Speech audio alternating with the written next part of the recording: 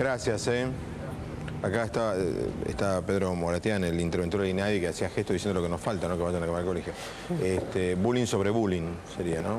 Sí, locura sobre locura me parece, más que bullying sobre bullying. Creo que lo que nos está pasando como sociedad es que estamos cada vez más legitimando la violencia para detener la violencia. O sea, estamos respondiendo con violencia frente a hechos de violencia. Y me parece que eso lo único que hace es que se corra ese límite entre lo que está bien y lo que está mal. Yo creo que lo que pasó, me parece a mí que no deberíamos estar pendientes tanto quizás de si realmente le corresponden 25, cadena perpetua o cuántos años, sino qué es lo que está pasando y que la discusión debería ser qué es lo que está pasando en nuestra sociedad, que cada vez más tenemos hechos de estas características, y en lugar de replantearnos y reflexionar acerca de por qué está pasando esto, por qué cada uno de nosotros no está haciendo nada para detener una sociedad que se va violentando en sí misma y en muchos casos sin ningún tipo de motivo. Porque ningún motivo, no hay ningún tipo de excusa para que alguien tenga que ir y pegarle al otro. No existe ningún motivo. Para eso está la justicia, para eso están los distintos estamentos de poder, para poder actuar como corresponde. Y si no actúan, están todas las herramientas posibles para poder hacerlo posible. Sí, a ver, el bullying no es un fenómeno argentino, lamentablemente, digo, es un fenómeno mundial. Pero uno tiene la sensación como que en Argentina, como el Estado a veces está tan ausente, que hay menos herramientas para poder defender a la víctima. Perdón, Fabián, pero me parece que estamos diciendo siempre el tema, es como un latiguillo esto, del Estado ausente. Yo creo que el Estado no está ausente. Yo creo que el Estado está presente. El Estado tiene un montón de mecanismos, y no estoy hablando de un gobierno, estoy hablando de un Estado, en general, desde el Poder Judicial, Legislativo, hasta el Poder Ejecutivo, sea nacional o provincial o de la Ciudad de Buenos Aires. Digo, el Estado está. Lo que pasa es que las herramientas que tiene ese Estado no se están aplicando, y cuando se la aplican, ¿sí? En definitiva... ¿Cómo cuáles, por ejemplo, no se están aplicando? Y si una persona, a ver, el problema que una persona entre o salga, ¿sí? De una comisaría no tiene que ver con que la ley no contemple eso, digamos. Muchas veces los jueces son mucho más laxos y tienen muchas más posibilidades de... No, coincidimos absolutamente, Pedro, pero la historia es que para la gente el Estado no está. En el caso del bullying... pero estábamos hablando de otro tema. Somos los dos, ahora fuimos a un costadito a hablar del Estado ausente. En este tema de bullying no tiene nada que ver el Estado. Claro, porque me parece que el bullying es una herramienta que, por ejemplo, los docentes no tienen. Sí. Los docentes la tienen. Discúlpame, Pedro. Yo, diciendo con el interventor de INADI, yo creo que durante estos últimos 30 años de democracia sí el Estado estuvo ausente respecto a la violencia en las escuelas porque no se hacía nada. Ahora, por suerte, el 11 de septiembre último, el Congreso de la Nación sancionó una ley, que es la ley contra la violencia en las escuelas. Lo que pasa es que la ley jamás se reglamentó.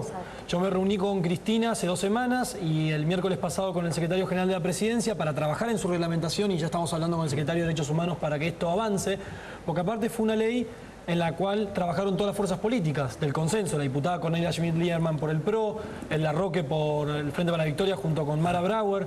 Así que es la primera herramienta que el Estado tiene para empezar a trabajar. Por ejemplo, lo que esta ley propone y se debería reglamentar sería, para empezar, un primer 0800 nacional para poder denunciar por de parte de los alumnos las agresiones que sufren en el colegio. Porque ¿qué es lo que pasa? Cuando se generó el debate sobre este 0800, los distintos ministros de Educación decían, bueno, pero tiene al director de la escuela para reclamar. No. Pero ¿qué pasa en el norte del país donde, por ejemplo, no se aplica la ley de educación sexual, o donde todavía hay bastantes tabúes, como por ejemplo la homosexualidad? Cuando un chico le comenta a su director que los compañeros lo molestan por ser homosexual, ¿qué va a hacer el director? Si todavía hay una idiosincrasia que todavía permite. Entonces existe la ley, existe un programa de educación sexual integral, existe el programa de salud sexual y reproductiva. Si se reglamenta la ley, no hace falta reglamentarlo, eso hay que aplicarlo. No, pero la ley contra la violencia en las escuelas hay que reglamentarla porque, como recién usted decía, también lo que le prevé la ley es un manual de procedimiento para los profesores para explicarles cómo reaccionar frente a esta violencia. Porque uno, en general, cuando habla de bullying o cuando habla de un acoso a un compañero, en general lo que se sabe es o que el chico no quiere ir al colegio, o que viene con marcas, o que por ahí no se relaciona con los compañeros, que eso es lo que el papá tiene que estar atento a lo que sucede dentro del hogar. Ahora, la docente. ¿Qué sabe? Si la docente ve que un compañero está hostigando al otro, o que le está diciendo, bueno, vos con nosotros no jugás, o vos andás a jugar afuera, o lo que fuere, no tiene... No, pero ojo que está el tema de la violencia, no solamente. Por eso, pero por eso te digo... Los docentes la ven la violencia. Sí, bueno, pero los docentes actúan... Por eso te digo, los docentes actúan como jueces, los docentes actúan como jueces de línea que no ven nada. Está en las redes sociales también. Se va por afuera de la clase muchas veces. Por eso la nueva ley... no tenés respuestas. La nueva ley prevé el tema... Pero porque no tenés respuestas en el ámbito educativo, ni público ni privado. No, le pegan cuando vuelve del colegio. A ver, el chico que denuncia ser víctima de bullying es doblemente víctima. Pero por supuesto. Nadie lo defiende. Pero por No, supuesto, pero no es tan así, no empecemos a decir todo hablen tan con los suelto de chicos. cuerpo. No, yo no hablo suelto de cuerpo. Pero sí, porque si no estamos planteando siempre como que nadie se hace cargo de nada. Y yo No, en las escuelas, yo lo digo, no se hacen cargo, no se hacen cargo. Pero, a ver, los docentes se hacen cargo. No, para nada. No, Vos le vas a hacer de... Yo me he cansado de hacer... Pero ¿Sabés la cantidad, Pedro, ¿sabés la cantidad de denuncias de bullying que recibimos los periodistas porque los docentes no se ocupan? Exacto, pero a ver, vamos a definir esto. Para que sea bullying, muchas veces es precisamente que el docente no se da cuenta porque lo hacen por atrás. Esta es la diferencia entre violencia y bullying. Porque la violencia es que directamente se pelean adelante del docente y entonces se para. Pero el bullying es esa cosa perversita que va por atrás. Y el docente a veces no ve y otras veces no se da cuenta.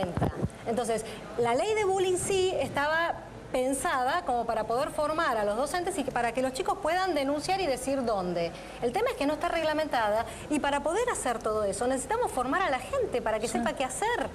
Y además, tener en cuenta que los pibes vienen con una velocidad y unas herramientas que a los docentes, a la mayoría Ahora de yo ellos pregunto, si a ustedes mañana, cualquiera de ustedes mañana en la calle, en una cuadra de un colegio, ven a 5 chicos pegándole a uno, o a 5 chicas pegándole a una, seguramente ustedes van a intervenir como voy a intervenir yo.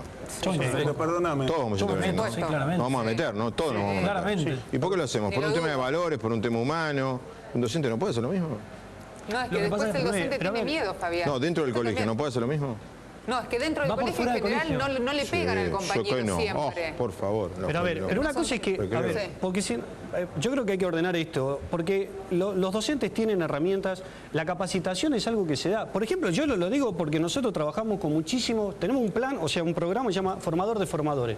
Juntamos docentes de todo el país, damos capacitaciones a todo el país, revisamos los manuales de texto escolares, trabajamos con el programa de salud sexual y reproductiva, con el de educación sexual integral. Digo, hay un montón de cosas que se hacen, y las digo yo porque las conozco, porque las hacemos nosotros desde el INADI, pero también sé que las hacen otros organismos del Estado. Ahora, que eso sea suficiente, no es suficiente, hay que seguir haciendo. Ahora, por el otro lado también, y tenemos que dejarlo claro esto, lo que creo que tenemos que ver es que también la escuela y los chicos no son ajenos a eso, es la caja de resonancia de lo que pasa en otros lugares. Si yo tengo en la televisión que todos los días me están mostrando durante tantos días que cada vez que alguien robó un celular hay 10 personas que le están pegando, los chicos también van a empezar a reproducir esto. Entonces, esto también tenemos que empezar a decirlo y no tenemos que tener miedo. Pero el bullying es previo a los linchamientos. El bullying es previo a los linchamientos, pero la violencia en la sociedad existe de que la sociedad existe, digamos. Entonces, si yo eso lo exacerbo... Pero los medios no están a favor del linchamiento. Igual se ha demostrado, por ejemplo... No, pero aclaremos esto, los medios no estamos a favor, no están en contra. No, él lo que dice es que los medios los mostramos y los chicos lo Pero no copian. porque lo muestren solo, porque, a ver, Fabián, seamos honestos, Néstor. Me parece que muchas veces se muestran determinadas cosas y después desaparecen. Durante mucho tiempo... a ver, estas situaciones no se daban, de repente se dan, de repente desaparecen. ¿Por qué? Porque ya desapareció el problema en sí. No, el problema sigue existiendo. Entonces se instalan cosas, se desinstalan, se instalan, se desinstalan. Y me parece que eso no nos hace bien como sociedad. A mí me gustaría, yo pongo un ejemplo, se debatió el Código Penal. Y esto, la verdad, a mí me da vergüenza ajena. Se debate el Código Penal después que lo han hecho, para mí, personalidades destacadas de distintos arcos políticos, que me merecen el mayor de los respetos porque son todos profesionales. Y la verdad es que después se discute en un programa, ¿sí? O desde la política, no es una carga hacia el periodismo, pero desde la política se discute en un programa de televisión y yo les puedo asegurar que el 99% no leyó lo que es el anteproyecto del Código Penal. Entonces, es muy difícil que nosotros instalemos y pongamos una sociedad... Hay que bajarnos a tierra. Mirá, yo salí del colegio hace 5 años. A mí fui a escuela pública y a escuela privada. Nunca el Estado me enseñó sobre la violencia en las escuelas, nunca el Estado me enseñó sobre el tema de las adicciones. Entonces ahí el Estado sí está ausente. Hay que reformar las currículas escolares, hay que empezar a meter contenido sobre la violencia en las escuelas, hay que meterle contenido a los chicos. ¿A qué colegio fuiste, Peter, vos? Yo fui a la número 4, al Juan 23, al Cervantes, a Las Lomas, al Refugio de los Pecadores, 5 colegios. Y fui al Estado también. ¿Y en ninguno? No hay materias que informen a los chicos o que te expliquen sobre convivencia. Yo tengo 2 chicos en secundaria. Eso falta. ¿Alguien vio alguna vez una campaña agresiva por de parte del Estado, una campaña masiva en medio de comunicación para frenar la violencia en las escuelas? No existió.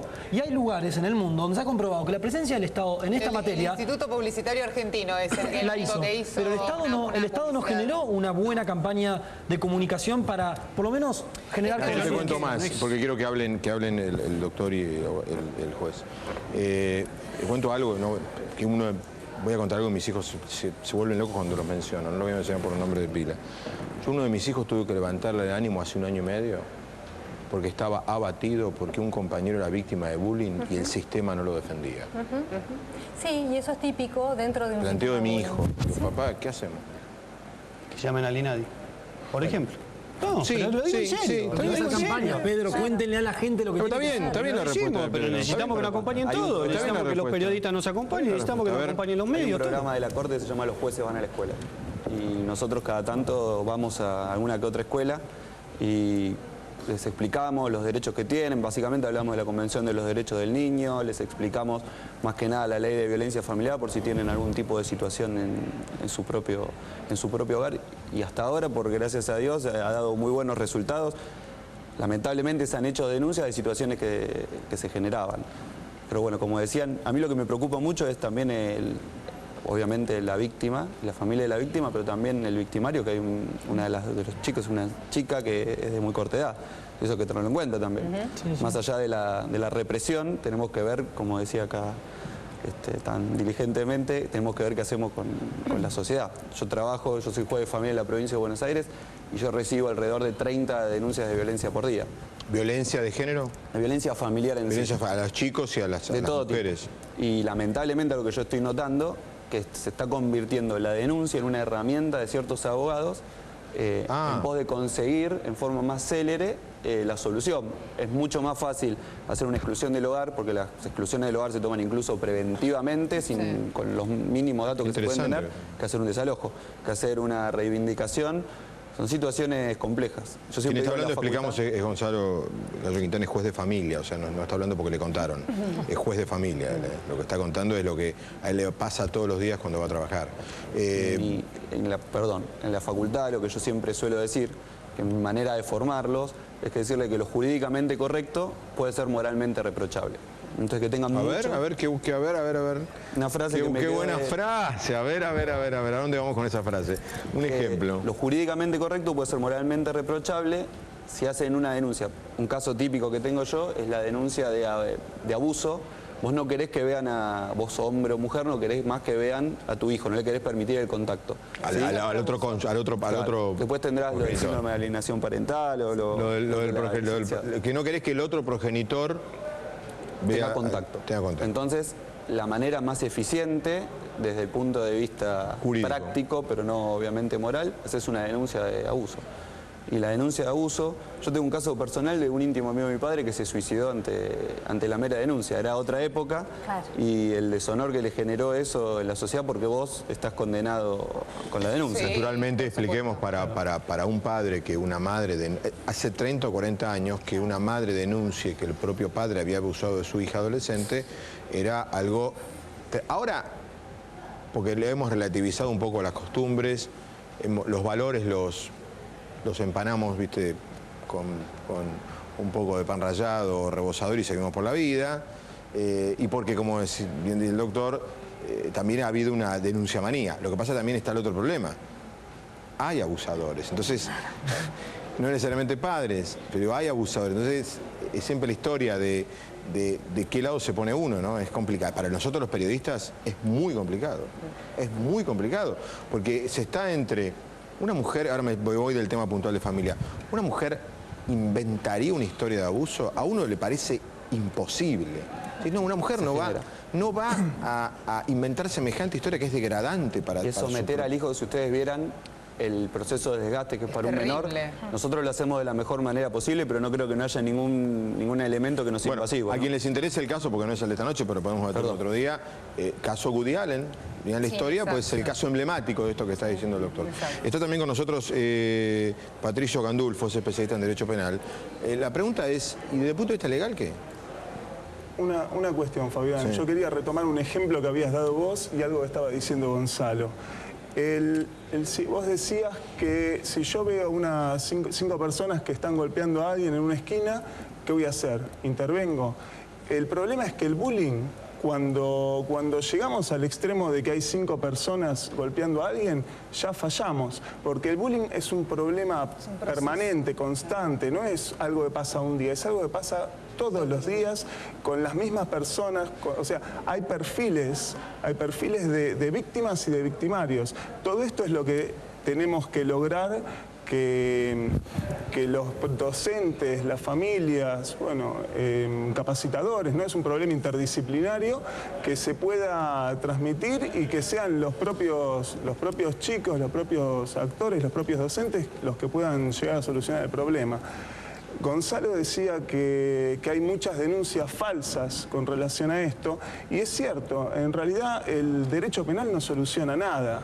El derecho penal tiene que ser la última herramienta para poder solucionar un problema. Antes tenemos que tener trabajos de prevención, de detección, y realmente hoy me parece que todos podemos ser víctimas de violencia, y esto ya no es una cuestión puntual. En el caso de Naira se decía primero que era contra ella, después que era contra una amiga, que eran por grupos. Y esto de los grupos tiene que ver también con lo que decían de las redes sociales. ¿Por qué? Porque cuando yo estoy solo, hago determinadas cosas que no haría si no estuviera... Si no estuviese en la teoría de la sociología. Esperen que tenemos que ir a la pausa y volvemos, seguimos debatiendo el tema.